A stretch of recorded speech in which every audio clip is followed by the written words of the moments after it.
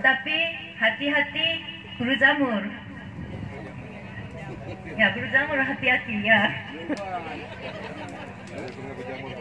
And terima kasih mengundang saya. Ini bagus area. Ini saya pikir ini the Sumatra penting is the agriculture. Ya, saya ingin bersama sukses in Sumatra, in Aceh petani, and saya bersama sukses.